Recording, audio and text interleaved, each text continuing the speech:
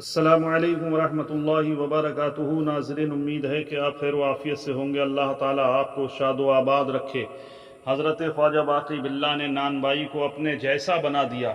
ایک مرتبہ خواجہ باقی باللہ کے دربار میں بہت سے مہمان آ گئے۔ ان کے پاس اس وقت کھانے کا کوئی سامان نہ تھا اور کوئی رقم بھی نہ تھی جس سے کھانا خریدا جا سکتا۔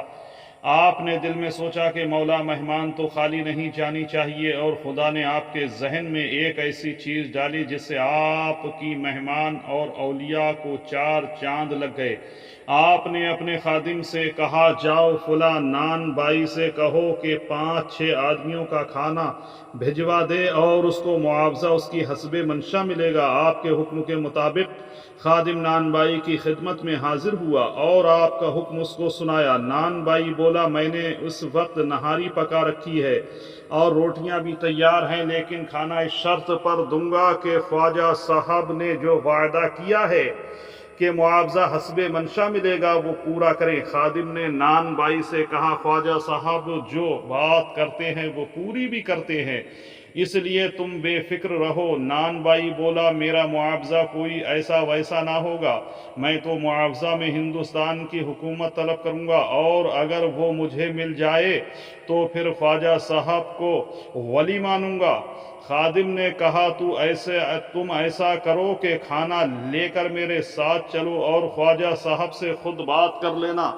دونوں خواجہ باقی باللہ کی خانقاہ میں پہنچے تو خادم نے نان بائی کا مطالبہ خواجہ باقی باللہ کو بتلا دیا۔ آپ نے فرمایا، تم فکر مت کرو، مہمانوں کو شکم سیر ہونے دو اور پھر تمہارا معاوضہ تمہاری خواہش کے مطابق ملے گا۔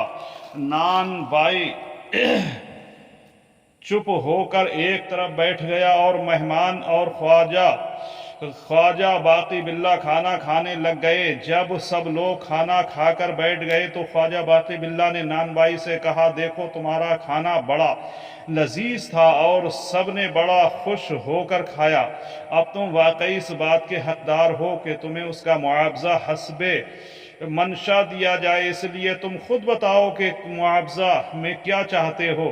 نان بائی بولا، مجھے طلب تو ہندوستان کی حکومت کی تھی، مگر آپ کی شکل دیکھ کر میں نے اپنا ارادہ بدل دیا ہے۔ اب میں صرف یہ چاہتا ہوں کہ میں شکل و صورت، اعمال و کردار اور سیرت میں آپ جیسا ہو جاؤں۔ آپ نے نان بائی سے کہا، ایسا کیوں کر ممکن ہو سکتا ہے، اس لیے تم کچھ اور طلب کرو۔ نان بائی نے تمسخرانہ طور پر کہا، اگر آپ میری یہ خواہش نہیں پوری کر سکتے تو دوسری کیسے کریں گے؟ میں نے جو مانگنا تھا مانگ لیا، اس میں کوئی تبدیل نہیں کر سکتا۔ اگر آپ میری یہ خواہش پوری کر سکتے ہیں تو فبیہا، ورنہ میں چلا جاتا ہوں۔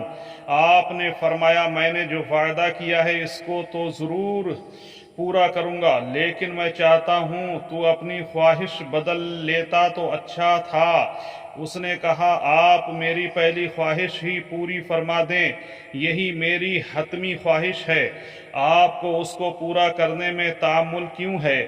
آپ نے جواب دیا، مجھے کوئی تعمل نہیں، مگر وہ خواہش تمہاری حیثیت سے بہت زیادہ ہے، کیونکہ جس برتن میں جتنی چیز سمائی ہوتی ہے اگر اس میں زیادہ ڈال دی جائے تو اس کے دو نتیجے برآمد ہوتے ہیں، یا وہ برتن ٹوٹ جاتا ہے یا چیز چھلک پڑتی ہے۔ نان بائی بولا، حضرت آپ کی باتیں میری سمجھ سے بالاتر ہیں، لہٰذا آپ میرا مقصد پورا کیجئے۔ خواجہ باقی باللہ نے سکوت فرمایا اور اس کو اپنے ساتھ حجرے میں لے گئے۔ خادم اور مہمان دونوں نان بائی اور خواجہ صاحب کی گفتگو سن رہے تھے اور حیران تھے کہ جو خواہش اس نے کی ہے وہ کیسے پوری ہوگی۔ وہ دونوں کے حجرے سے باہر نکلنے کا انتظار کرنے لگی۔ تھوڑی دیر کے بعد حجرے کا دروازہ کھلا، اس کے اندر سے خواجہ باقی باللہ نکلے۔ دونوں کی شکل و صورت ایک جیسی تھی، چال ڈھال ایک جیسی تھی، فرق صرف اتنا تھا کہ ایک ہوشیار تھا اور دوسرا مدہوش اور بے خود تھا اور پاؤں لڑکھڑا کر زمین پر رکھ رہا تھا، مگر دوسرے بالکل ٹھیک ٹھاک تھے۔ جو ٹھیک ٹھاک تھے وہ اصل خواجہ باقی باللہ تھے۔ تھوڑی دیر میں جو مدہوش خواجہ باقی باللہ تھا، در حقیقت نان بائی تھا، زمین پر ڈھیر ہو گیا۔ خواجہ باقی باللہ نے فرمایا میں نے اس سے کہا تھا کہ جس برتن میں جتنی سمائی ہوئی اس میں اتنی ہی چیز ڈالنی چاہیے، کیونکہ یا چیز چھلک جاتی ہے یا برتن ٹوٹ جاتا ہے۔ چنانچہ اس نان بائی پر مدہوشی اور سکر 3 دن تک قائم رہا، اور اس واقعے کی اتنی شہرت ہوئی کہ لوگ دور و دراز سے خواجہ باقی باللہ نان بائی کو دیکھنے آتے تھے، اور چند ہی روز میں نان بائی اللہ کو پیارا ہو گیا، مگر اس کو باقی باللہ ہی کے نام سے یاد کیا جانے لگا۔ ناظرین، اسی طرح کے ویڈیو پانے کے لیے چینل کو سبسکرائب کریں۔